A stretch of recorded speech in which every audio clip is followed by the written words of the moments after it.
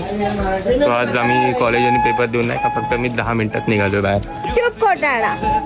नाही गाईज 20 मिनिटं लागले 2 पेपर लिहायला मला. गाईस तुम्हाला माहिती आहे माझ्यासाठी थांबला नाही, मला ना लेट झाला होता. मी थांबला नाही, तू थांबली नाही. तू माझ्या पहिले खालची आली कसं काय? तसं नाही, म्हणजे मला लेट झालेला सर ना. मी पेपरला 9:30 वाजता पोहोचली, तर की पेपर 9 वाजता होता. 9:30ला पोहोचली आणि हा मला सोडून आतमध्ये गेलेला. तर गाईज तुम्हाला नाही का मी स्क्रीनशॉट दाखवेल की मुलगी काय बोलली.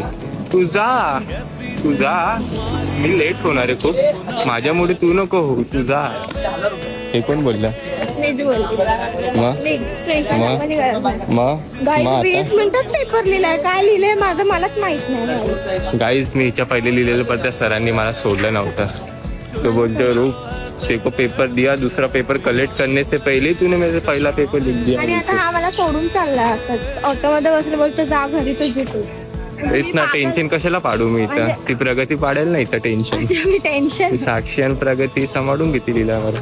नको मारू. हे बघा काय ए कोणी मारले रे? हे नका दिसले ना माझ्या हातावर, समजा नेहा 1-2 दिवस पहिलेच नेहा माझ्याशी भेटून गेली. चीट करतो कोण आहे ती? चले हा?